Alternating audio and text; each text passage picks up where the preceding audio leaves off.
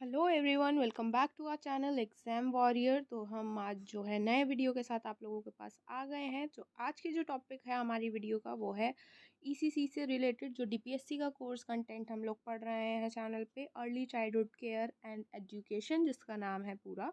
तो उसका जो हम पढ़ने वाले हैं आज हम contribution of thinkers and educationalist in ECCE.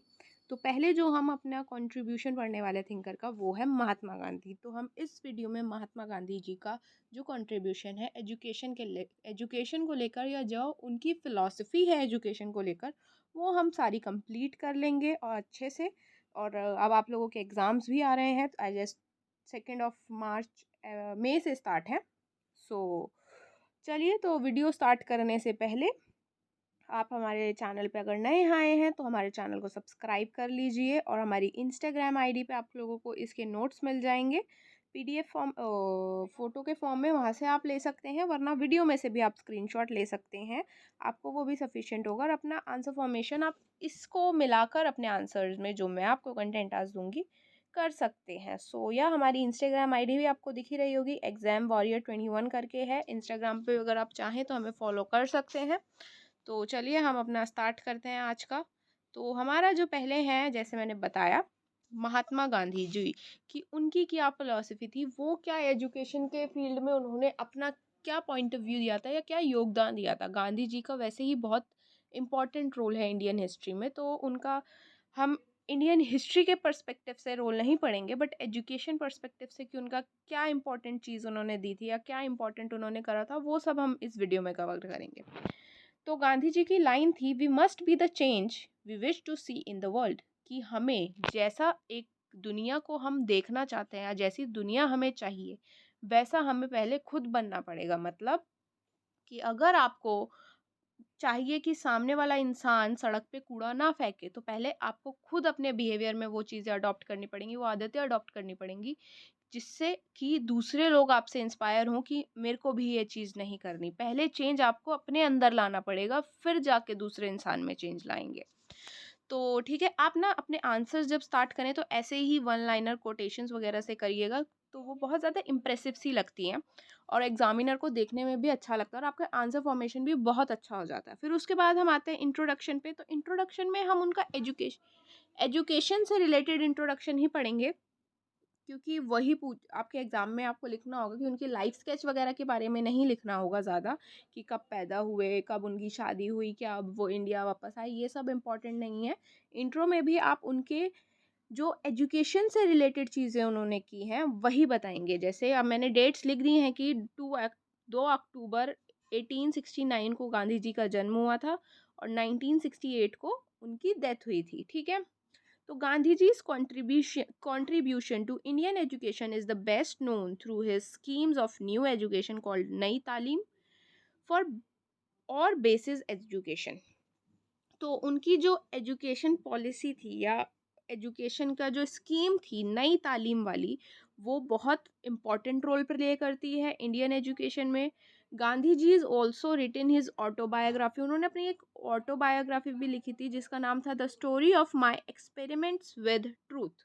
ठीक है, in addition, Gandhiji has to realize the vital importance of educating children 7 years up to 7 years of age। मतलब उन्होंने अपनी एडिशन करते हुए बातों में कहा था कि एजुकेशन जो है 7 साल तक के बच्चे के लिए बहुत ज़रूरी होती है, क्योंकि वो जो होता है वो टाइम पीरियड होता है जिसमें बच्चा सबसे ज़्यादा ग्रो करता है या उसका जो डेवलपमेंट हो रहा होता है वो सबसे ज़्यादा हो रहा होता है, which is important stage in the growth and development of individual. अभी मैंने आपको बताया ग्रोथ और डेवलपमेंट का बहुत इंपॉर्टेंट पीरियड होता है 7 साल तक के लिए।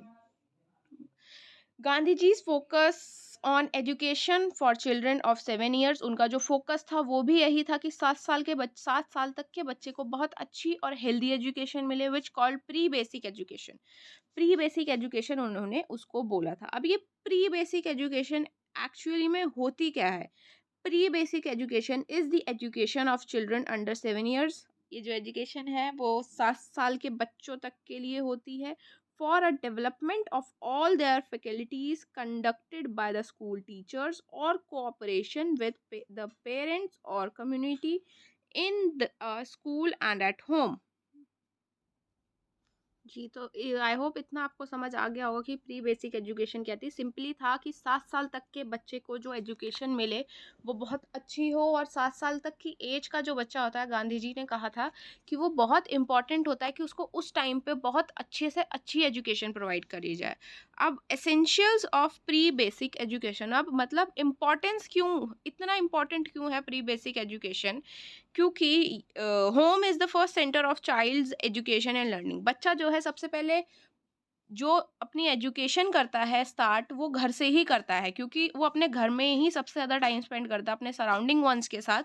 तो वहीं से इन्फ्लुएंस होता है, और वहीं से जो चीज़ें उसके बिहेवियर में आती है वो सब उसके घर से ही आती हैं। The teacher and parents should cooperate in caring out the education of young children. मतलब पेरेंट्स और टीचर दोनों का इक्वल रोल है कि वो अपने बच्चे को अच्छे से अच्छी एजुकेशन प्रोवाइड करें। ये बस कि एक आपने अगर अपने बच्चे को स्कूल भेजा है तो बस टीचर की रिस्पॉन्सिबिलिटी नहीं होगी कि वो अब बच्चे को एजुकेट करे। पेरेंट्स का भी उतना ही इम्पोर्टेंट रोल होगा अपने बच्चे को एजुकेट करने के लिए जितना कि टीचर का होगा। Pre education should not be so expensive. मतलब उनके हिसाब से प्री एजुकेशन जो थी वो बहुत ज़्यादा महंगी नहीं होनी चाहिए थी। वो एक लिमिटेड उस पे होनी चाहिए थी कि हर बच्चा उस तक रीच कर पाए। Majority of children can reach it, ठीक है। A child has to be active, creative and playful and has to learn things through the medium of play. अब बच्चा क्या होना चाहिए? बच्चा एक्टिव होना चाहिए, क्रिएटिव होना चाहिए, प्लेफुल होना चाहिए, और वो जो चीज़ें वो जो सीखेगा ना अपने स्कूल टाइम पे या अप टू एज ऑफ 7, वो प्ले से सीखे। मतलब प्ले वे मेथड को ये सपोर्ट करते थे कि बच्चा जो भी सीख रहा है वो अपने कंफर्ट में ही सीखे, उसको कोई प्रेशराइज ना हो कि वो मुझे ये चीज़ याद ही करनी है। मतलब रोट लर्निंग ना करे, रट्टाफिकेशन टाइप की जो लर्निंग है वो ना करे, वो प्रैक्टिकली एक्सपीरियंस करे चीज़ों को और फिर सीखे। An attempt should be made to develop self efficiency among children. Among में जी नहीं लिखा हुआ है तो आप लोग लगा लीजिएगा, AMONG, AMON लिखा हुआ है बस। सो ठीक है। According to Gandhiji, above mentioned ideas of preschool education, the first experiment in pre-basic education started in 1945. अब इन पॉइंट्स को ध्यान में रखते हुए गांधी जी ने जो अपना फर्स्ट एक्सपेरिमेंट किया था प्री बेसिक एजुकेशन में, वो स्टार्ट हुआ था 1945 में in the village of Sevagram, Wardha in Maharashtra state, ठीक है।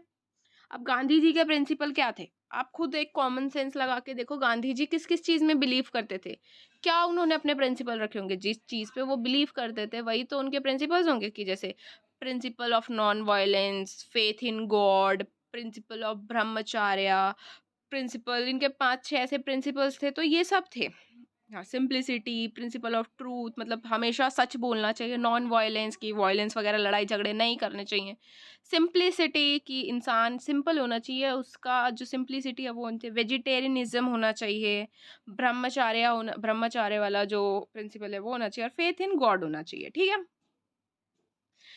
अकॉर्डिंग टू महात्मा गांधी, हाँ जी, तो कहाँ थे हम? हाँ, according to Mahatma Gandhi, the program of instruction in a pre school pre basic school is to need of the following 4 stages. अब इनके हिसाब से ये 4 स्टेजेस थी जिनमें बच्चे को डिवाइड किया गया था। Stage 1 conception to birth, stage 2 birth to 2.5 years, stage 3 2 years to 4 years, and stage 4 is 4 years to 7 years। अब इन स्टेजेस को आई गेस आप खुद भी एक्सप्लेन कर सकते हैं अगर आपको नहीं भी याद हुई एक्सप्लेनेशन तो। क्यों? क्योंकि अगर बच्चा कंसीव से लेकर बर्थ तक के टाइम पे किसके साथ कनेक्टेड रहता है? मदर के साथ से। बर्थ से लेकर 2.5 ईयर्स तक वो कहाँ रहता है? घर पे रहता है, खेल कूद करता है, पढ़ाई लिखाई इतना नहीं होता उस पर बर्डन। सो अब इसका हम एक्सप्लेनेशन देख लेते हैं थोड़ा सा। In first 2 stages education involves both mother and children. Education जो होती है पहली 2 स्टेज में मदर और बच्चे दोनों की ही होनी चाहिए, क्योंकि अगर मम्मी को ही नहीं पता होगा कि उसे अपने बच्चे को कैसे एजुकेट करना है या कैसे चीज़ों में उन्हें इन्वॉल्व करना है कि जिनसे उनकी क्रिएटिविटी जो है, जो उनका माइंडसेट है वो चेंज हो या वो अच्छे वे में डेवलप हो, तो वो भी तो एक प्रॉब्लम ही होगी ना। Opportunities provided to the mother's dream about more trends and scientific methods of child rearing, health and hygiene and mother craft। Mother के क्राफ्ट को बच्चे की हाइजीन पे कैसे ध्यान देना, उसकी हेल्थ पे कैसे ध्यान देना है। Child were given custodial care and education, उसको कस्टोडियल केयर भी मिले और उसको एजुकेशन भी मिले, क्योंकि बच्चा जो है वो बहुत इम्पोर्टेंट एसेट है फ्यूचर के लिए एक कंट्री के, क्योंकि एक कंट्री, किसी भी कंट्री का फ्यूचर जो है उसके यंगर जो बच्चे हैं, यंगस्टर्स हैं, उन पे डिपेंड करता है। अगर यंगस्टर्स का बचपन ही बहुत बेकार होगा या उनकी एजुकेशन अच्छी नहीं होगी तो वो डायरेक्टली और इनडायरेक्टली फ्यूचर जो है बच्चे का तो खराब होगा ही होगा और उस कंट्री का भी खराब होगा। ठीक है। The children from 2.5 to 4 years are provided to play or group activities. Children need to be given full freedom to act, to more about and to choose their own activities. Teachers must supervise and guide the children. मतलब 2-2.5 साल से 4 साल का बच्चा जो है या तो वो खेल रहा हो या वो ग्रुप एक्टिविटीज कर रहा हो और उसके पास फ्रीडम हो कि वो जैसे चाहता है वैसे एक्ट कर सके या जैसे चाहता है उस एक्टिविटी को कर सके जो वो कर रहा है।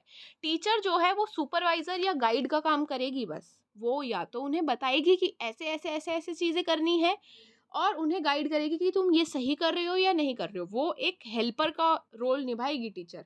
टीचर ऐसा नहीं करेगी कि सब कुछ कर कुरा के बच्चे को देगी कि तुम अब खेल लो। अगर बच्चे को ब्लॉक्स बनाने हैं तो टीचर सिर्फ उन्हें ब्लॉक्स देगी, उससे वो क्या शेप बनाते हैं क्या बनाते हैं वो उनका अपना होगा, उनको फ्रीडम होगी कि वो चाहे कोई भी शेप बना दे। टीचर ये नहीं कि उन्हें सिखाएगी कि ऐसे ही ब्लॉक में ये शेप बनानी है और कोई शेप आप नहीं बना सकते हैं, नहीं। बच्चे को फ्रीडम देगी कि वो क्या क्रिएटिविटी उस ब्लॉक से या किसी भी चीज से वो दिखा सकते हैं। ठीक है। The children after 4 years can participate in different purposeful activities such as cleaning the classroom, painting, bringing water and drawing. मतलब 4 साल के बाद बच्चे को ऐसी सोशल एक्टिविटीज में भी डालना है जिनसे उनका सोशली भी वो डेवलप हो और अब उनको एनवायरनमेंट को लेकर अवेयरनेस है कि हमें कैसे क्लीन रखना अपने आसपास चीज़ों को, कि पेंटिंग कैसे करनी है, अगर वाटर ब्रिंग करके कैसे लाना है या ड्राइंग कैसे करनी है और उससे अदर सिमिलर एक्टिविटीज़। ठीक है। Teacher must understand likes and dislikes of the children. अब बच्चे को क्या पसंद है क्या नहीं पसंद इसका ध्यान भी टीचर को रखना पड़ेगा, क्योंकि अगर हम टीचर क्लास में वही सारी चीज़ें रिपीटेडली कराती जाएगी जो बच्चे को पसंद नहीं है तो उनका जो इंटरेस्ट है या जो कनेक्शन है एजुकेशन से वो टूट जाएगा और उनका इंटरेस्ट जो है ख़त्म हो जाएगा और वो ड्रॉप आउट्स में भी बदल सकता है। या चिल्ड्रन को किसी और चीज़ में इंटरेस्ट है, अगर फॉर एग्जांपल हर बच्चा पढ़ाई में अच्छा नहीं होता, ठीक है, कोई अगर मान लो एक बच्चा है पढ़ाई में अच्छा है और एक बच्चा है क्राफ्ट में अच्छा है, वो पढ़ाई में उतना अच्छा नहीं है, तो इसका मतलब ये नहीं है ना जो बच्चा क्राफ्ट में अच्छा है उसका कोई उसके अंदर कुछ कैपेबिलिटी ही नहीं है कि वो लाइफ में, हो सकता है वो पढ़ाई वाले जो बच्चा पढ़ाई में अच्छा है उससे ज्यादा कुछ अपनी लाइफ में कर जाए, है ना। तो बच्चों का जो लाइक डिसलाइक है वो हमेशा ध्यान रखना चाहिए कि हर बच्चा सेम नहीं होता, इंडिविजुअल डिफरेंसेस होते हैं, इंडिविजुअल स्पेशलिटीज हर बच्चे में होती हैं, उनको बाहर कैसे निकालना है वो टीचर का काम होता है। ठीक है। Gandhi ji's views on other aspects of ECC. अब अदर एस्पेक्ट्स पे ईसीसी के गांधी जी के क्या व्यूज थे। Gandhi ji, according to Gandhi ji, good education is that which stimulates spiritual intellectual physical facilities of the children. मतलब जो स्पिरिचुअली भी बच्चे को दी जाए, फिजिकल फैसिलिटीज भी उसमें हो, इंटेलेक्चुअल भी हो, ये जो है एक अच्छी एजुकेशन के साइंस है। अब एजुकेशन अगर आप बच्चे को दे रहे हैं इसका मतलब ये नहीं है कि उसे स्पिरिचुअलिटी से बिल्कुल ही दूर कर देंगे, उसे इतना मॉडर्न बना देंगे कि उसे अपने जिस रिलीजन से, जिस धर्म से वो बिलोंग करता है या और जो धर्म और रिलीजन उसके आसपास हैं सोसाइटी में उनके बारे में उसे कुछ पता ही ना हो। और गांधी जी तो वैसे भी बिलीव करते थे कि स्पिरिचुअलिटी से हमेशा ही बच्चों को कनेक्ट रखना चाहिए ताकि स्पिरिचुअलिटी का जो इम्पोर्टेंस है वो भी बच्चों को समझ में आए या उनके लाइफस्टाइल में वो भी इंट्रोड्यूस्ड होना ही चाहिए। अब उनका है कि करिकुलम कैसा होना चाहिए, कि करिकुलम में क्या चीज़ें हैं जो बच्चे को मिलनी चाहिए। हाँ जी। तो करिकुलम कैसा होना चाहिए। Curriculum should be craft centre and activity centre. Curriculum में क्राफ्ट और एक्टिविटी को बहुत ज़्यादा इंपॉर्टेंस दी जानी चाहिए जिससे बच्चे के जो अंदर का बेस्ट चीज़ है वो बाहर निकल के आए, प्रोडक्टिव वर्क जो है वो लोग कर पाएँ, developing intellectual capacity of children. ठीक है। अब इसमें है कि उन्होंने बेसिक क्राफ्ट को इम्पोर्टेंस दी, मदर जो एजुकेशन जो होनी चाहिए बच्चे की वो उसके मदर टंग में होनी चाहिए, मतलब बच्चे को जो पढ़ाया जाएगा वो उसकी मदर टंग में पढ़ाया जाएगा। ऐसा नहीं होना चाहिए कि बच्चों को आप किसी और ही लैंग्वेज में पढ़ाना स्टार्ट कर दें जो बच्चे को समझ ही ना आए। मैथमेटिक्स होनी चाहिए, सोशल स्टडीज़ होनी चाहिए, जनरल स्टडीज़ होनी चाहिए, ड्राइंग, म्यूज़िक होना चाहिए बच्चे के करिकुलम में, ठीक है? और सब चीज़ों को जो कराना है वो या तो एक्टिविटी के थ्रू कराना है या क्राफ्ट के थ्रू कराना है। ऐसा नहीं कि बच्चे को दे दिया ब्लैक बोर्ड पे लिखकर 1 2 3 4 5 6 10 तक की काउंटिंग है, ये याद करो। नहीं, उन्हें एक्टिविटी के थ्रू कराना। उन्हें फ्लैश कार्ड्स दिखाएं या उन्हें कटआउट्स दिखाएं कि ये ऐसा 1 होता है, 2 होता है, या चीज़ें इंटरेस्टिंग बनानी है उनके लिए कि जिनसे उनका इंटरेस्ट भी बिल्ड हो जाए। हाँ, तो इन्होंने एक चीज़ और ये मैं बीच में लिखना भूल गई थी, ये प्रिंसिपल में ऐड करना होगा आपको। एम्फेसिस ऑन वोकेशनल स्टडी, मतलब इन गांधी जी ने वोकेशनल स्टडी को भी बहुत ज़्यादा इम्पोर्टेंस दी थी, क्योंकि गांधी जी को मानना था अगर बच्चा पढ़ाई में कुछ अच्छा नहीं कर पाया तो वो उस वोकेशनल स्टडी जो उसने करा है, जो उसने सीखी है चीज़ें, उससे वो अपना एटलीस्ट फाइनेंशियली वो कुछ अपना सपोर्ट कर पाएगा। अब फीचर्स क्या थे? Free and compulsory education, 7 to 14 age के बच्चे को, 7 से लेके 14 एज के बच्चे का जो है फ्री एंड कंपलसरी एजुकेशन होगा। क्राफ्ट सेंटेड एजुकेशन होगी, मैंने जैसे अभी ऊपर करिकुलम में आपको बताया। सेल्फ सपोर्टिंग एलिमेंट्स होंगे। Education should be in mother tongue, अभी मैंने करिकुलम में ये भी बताया था कि एजुकेशन जो होगी वो मदर टंग में होगी। Education should be based on non violence, मतलब एजुकेशन नॉन वायलेंस मतलब ये है कि टीचर जो है वो बच्चे को मारकर नहीं पढ़ाएगा। हालांकि बहुत सारे स्कूल्स पहले थे और अभी भी हैं जहाँ टीचर्स बच्चों को मारते हैं, डंडे से मार लो, थप्पड़ मार लो या कुछ कर लो, बट ऐसा होना नहीं चाहिए। एज अ टीचर आप बनने वाले हो, अब टीचर तो आप अपने टीचिंग स्टाइल में ये चीज़ ज़रूर अडॉप्ट करना कि आप कभी भी बच्चों से ऊंची आवाज़ में नहीं बात करोगे और उन पे हाथ नहीं उठाओगे, क्योंकि अगर आप वॉयलेंस के थ्रू बच्चों को पढ़ाएंगे ना तो वो उनके एटीट्यूड में भी आएगा, वो भी वॉयलेंस दिखाएंगे, वो चाहे आपके सामने ना दिखाएं, वो कहीं बाहर दिखाएंगे। तो education should be based on non violence, की वायलेंस का तो नामो निशान भी बच्चे के आसपास नहीं होना चाहिए, ना उसके स्कूल में ना उसके घर पे। एम्स और गोल्स क्या थे according to Gandhi ji education के, ठीक है? ऑल राउंड पर्सनैलिटी डेवलपमेंट, मतलब बच्चे की ऑल राउंड पर्सनैलिटी डेवलपमेंट होना चाहिए, उसके अंदर जो स्पेशलिटी जो उसकी है, ये इंडिविजुअलिटी जो है, जो जिस चीज़ में वो सबसे अच्छा है वो चीज़ उसकी बाहर आए।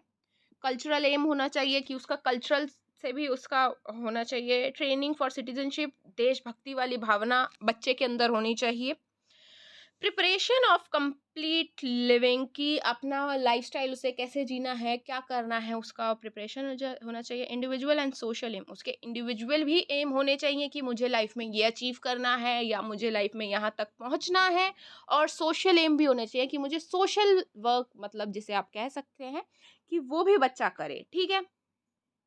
और मैं एक चीज़ लिखना भूल गई हूँ, मैं आपको बता देती हूँ कि इसमें जो है करिकुलम में आप मेथड एंड अप्रोच भी गांधी जी के लिख सकते हैं। रोल ऑफ टीचर कैसा होना चाहिए?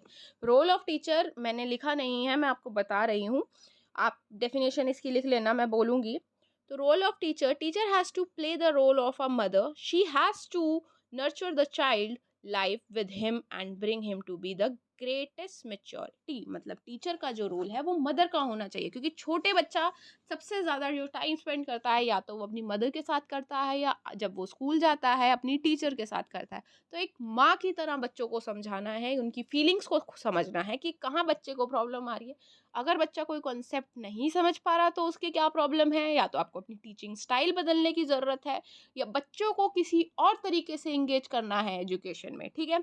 रोल ऑफ टीचर आप आई गेस अपने आप से भी बनाकर लिख लेंगे कि बहुत इंपॉर्टेंट होता है, क्योंकि बच्चे का रोल मॉडल ही टीचर होता है ना। बहुत सारे टाइम पे अगर आप कुछ टीचर ने बच्चे को कुछ बताया, स्पेशली छोटे बच्चों को कुछ बताया, और घर आके अगर आप उसे कह रहे हैं नहीं ये ऐसे नहीं ऐसे होगा, तो वो बोलते हैं ना नहीं मेरी मैम ने बताया है ये ऐसे ही है, मैं ऐसे ही लिखूंगा। तो वो बहुत ज़्यादा इन्फ्लुएंस होता है, टीचर की कही हुई बात बच्चे के लिए बहुत इंपॉर्टेंट होती है और सही होती है, बेशक चाहे वो गलत ही क्यों ना हो। तो आई होप आप लोगों को ये वीडियो अच्छी लगी होगी, और इसमें हमने गांधी जी पूरे कवर कर लिए हैं। इसके अलावा गांधी जी के बारे में और कुछ भी नहीं है उनकी फ़िलॉसफ़ी एजुकेशन को लेकर। तो एजुकेशन पर्सपेक्टिव से यही सब इम्पोर्टेंट था और मैंने आप लोगों को ऑलमोस्ट सब चीज़ें कवर करा दी हैं। तो अब इसके बाद हम लोग इनके बाद हम दूसरे जो थिंकर के बारे में पढ़ेंगे। और आई होप आप लोगों को ये वीडियो अच्छी लगी होगी, तो प्लीज़ हमारे चैनल को सब्सक्राइब करना, वीडियो को लाइक करना और बेल आइकन को प्रेस करना बिल्कुल मत भूलना। और इसके नोट्स जो हैं वो आपको इंस्टाग्राम आईडी पे मिल जाएंगे। जो इंस्टाग्राम आईडी हमारी वो है एग्ज़ाम वॉरियर 21। तो वहाँ से ये आप नोट्स ले सकते हैं और अपना फीडबैक ज़रूर देना कमेंट सेक्शन में कि ये वीडियो आपके लिए हेल्पफुल थी या नहीं थी। और thank you for watching my video. और आप लोगों के प्यार के लिए, आप लोग बहुत अच्छे से रिस्पॉन्स करते हैं चैनल पे। और बस bye, stay healthy, stay happy और अच्छे अच्छे से मार्क्स लाना अपने एग्ज़ाम में। और किसके कितने मार्क्स आए प्लीज़ कमेंट करके बताना, या इंस्टाग्राम आईडी पे डीएम भी कर देना, तो हमें पता चले कि हमारे वीडियोस से कितने लोगों को हेल्प हो रही है या कितना आपको समझ आया है। और कोई क्वेरी हो, कोई क्वेश्चन हो तो वो भी आप पूछ सकते हैं, वो भी आप उसका आंसर भी आपको मिल जाएगा। हाँ, यूट्यूब पे भी आप कमेंट कर सकते हैं या इंस्टाग्राम आईडी पे डीएम कर सकते हैं, तो आपको आंसर मिल जाएंगे। So okay, bye.